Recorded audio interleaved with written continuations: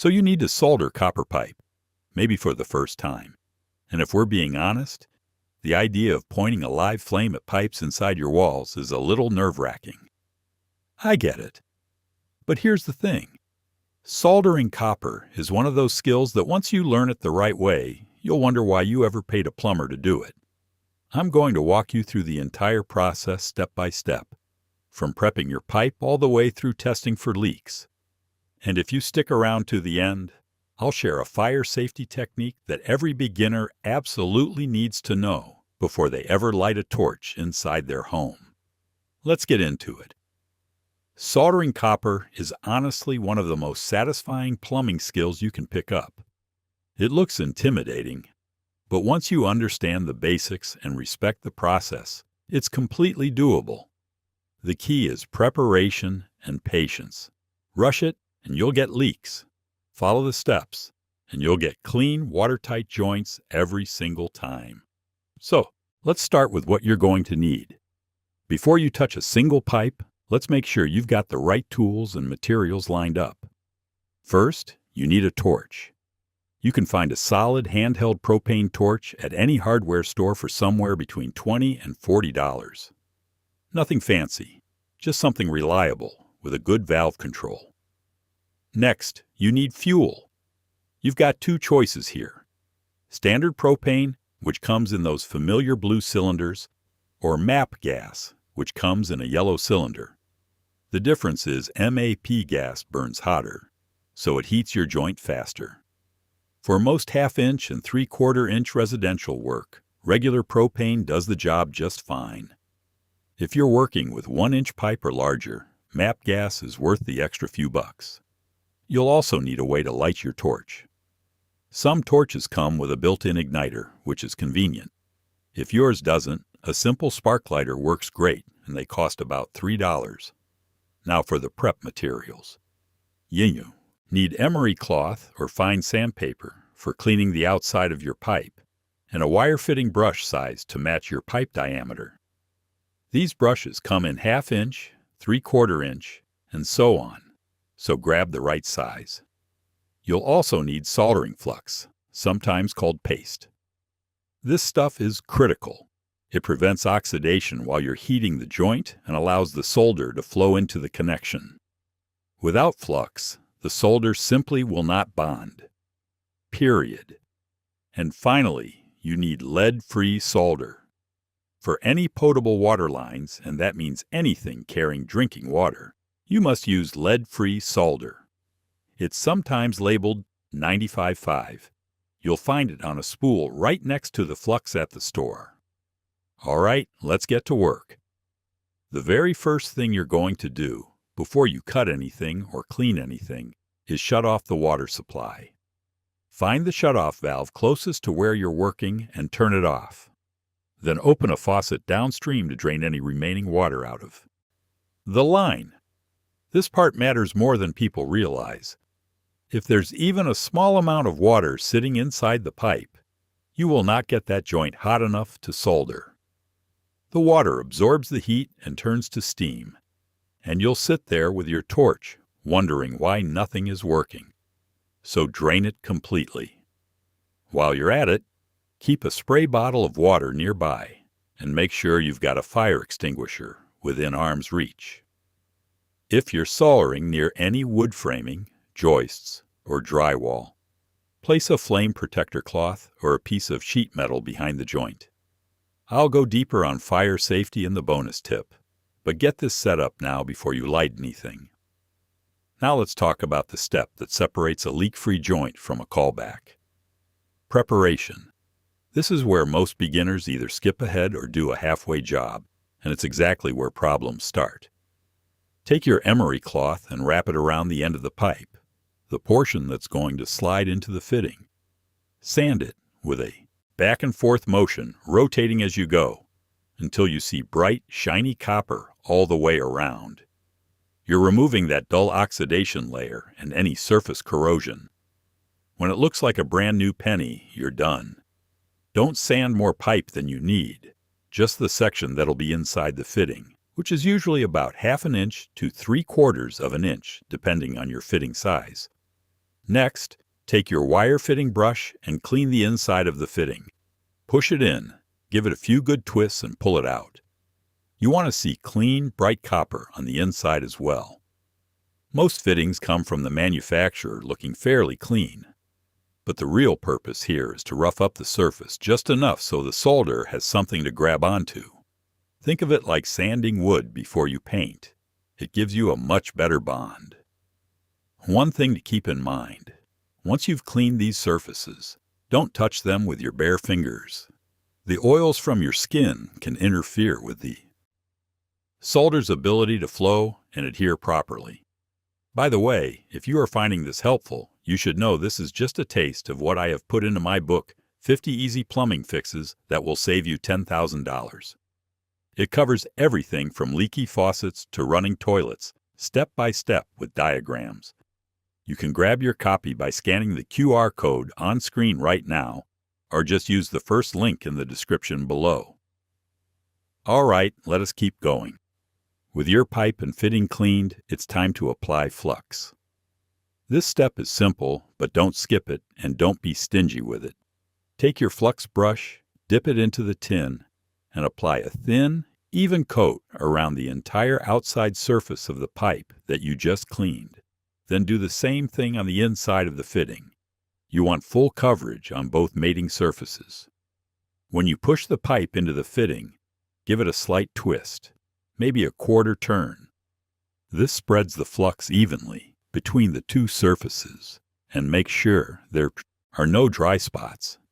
You should see a thin ring of flux squeeze out at the edge of the joint. That tells you you've got good coverage. Don't glob it on. A thin, even coat is all you need. Too much flux can actually cause problems because excess flux can get inside the pipe and cause corrosion over time. Now comes the part everyone's been waiting for, the actual soldering. This is where technique really matters, so pay close attention. Light your torch and adjust the flame so you've got a steady blue cone. You don't want it roaring like a jet engine. A medium, controlled flame is what you're after. Here's the most important thing I can tell you about heating a joint. Start at the bottom and work your way up. There's actual science behind this. When solder melts, it gets pulled into the joint by something called capillary action. That means the liquid solder flows toward the heat source, even against gravity. So if you heat the bottom first, the solder gets drawn down and around the joint naturally. The rising heat also warms the top of the fitting as you go, which means by the time you work your way up, the whole joint is ready. If you start heating from the top, two things work against you. Gravity pulls the melted solder downward, and the bottom of the joint is still too cool to accept it. You end up with solder pooling at the bottom and bare spots at the top. So bottom first, always. Move your flame slowly around the base of the fitting. Keep the tip of the blue cone about half an inch from the copper. You're heating the fitting, not the pipe. The fitting transfers heat to the pipe, and that's what draws the solder in. After about 10 to 15 seconds on a half-inch joint with propane, touch your solder to the joint on the opposite side from where your flame is. If it doesn't melt on contact, pull it away and keep heating. Don't force it. When the joint is ready, that solder will melt instantly and get sucked right into the gap. You'll actually see it flow around the fitting like magic. Feed about half an inch to 3/4 of an inch of solder into a half-inch joint. You should see a nice, consistent ring of solder all the way around the edge. If you see any gaps or dry spots, add a tiny bit more flux to that area. Reheat gently and touch the solder to it again. Once you're confident the solder has flowed all the way around, pull your flame away. Do not, and I mean do not, immediately hit that joint with cold water or a wet rag. I know it's tempting, but rapid cooling can cause what's called thermal shock. That sudden temperature drop can fracture the solder joint and create a hairline crack that'll leak on you later. Instead, just let it sit and cool naturally. Give it at least 2 to 3 minutes. you'll see the shiny liquid solder turn matte and dull as it solidifies. That's exactly what you want to see. Once it's cooled down enough that you can touch the pipe a few inches away from the joint without burning yourself, take a dry rag and wipe off the excess flux residue around the joint. Leftover flux is mildly acidic, and if you leave it on there, it can cause green corrosion and eventually eat into the copper over time. A quick wipe while it's still warm does the trick perfectly. Now for the moment of truth. Head back to your shutoff valve and slowly turn the water back on. I mean slowly. Don't crank it wide open. Turn it on about a quarter of the way and let the line fill up gradually. Go back to your joint and watch it carefully. Run your finger along the bottom edge of the fitting. Look for any drips, any moisture, any beading of water. Give it a solid 5 minutes. Some very small leaks won't show up immediately, so be patient. If it's bone dry after 5 minutes, congratulations. You've got yourself a solid, leak-free solder joint. Turn the valve the rest of the way open and check one more time. You're good to go. Let's go over some issues you might run into and how to deal with them. First up, solder won't melt or won't flow into the joint. 9 times out of 10, this means there's still water in the line. Even a tiny trickle creates steam that prevents the joint from reaching the right temperature. Drain the line more thoroughly. An old plumber's trick is to stuff a small piece of white bread into the pipe upstream of the joint. It absorbs the residual water, lets you solder, and dissolves completely when you turn the water back on.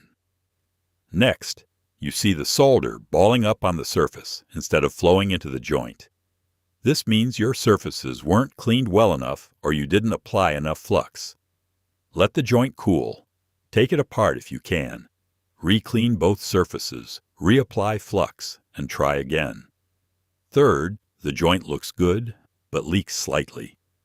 This usually means the solder didn't make it all the way around. Dry the area, apply a little fresh flux to the spot that's leaking, reheat gently, and add a small amount of solder. Often, that's all it takes. Fourth, you notice the copper turning black or heavily discolored. You're overheating. Pull back on the flame intensity and keep the torch moving. You don't need the pipe glowing to solder it. If the flux is burning off and turning black before the solder melts, you're applying too much heat in one spot. Finally, the fitting keeps moving while you're trying to solder.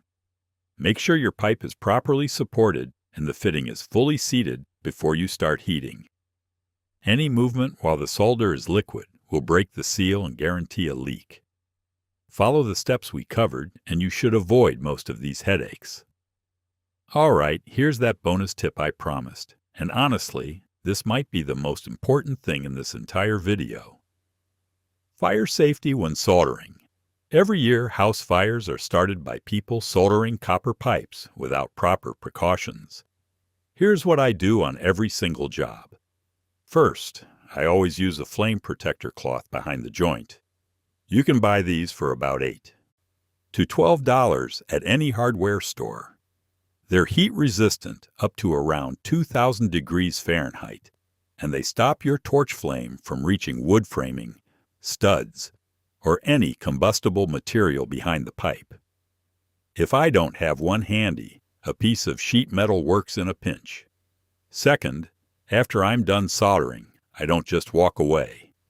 I come back and check the area with my hand, feeling for any hot spots on surrounding wood, 5 minutes after I finish, then again at 15 minutes. It takes almost nothing for a smoldering spot inside a wall cavity to ignite hours later. Third, I always keep that spray bottle and fire extinguisher within reach, not in the other room, not in the truck, right next to me. These 3 habits cost almost nothing and take almost no extra time, but they're the difference between a successful repair and a disaster. That wraps it up. If this was useful, you will love the full book. 50 step-by-step plumbing fixes with diagrams all in one. A guide. Link is below. Hit subscribe so you do not miss the next video. Thanks for watching.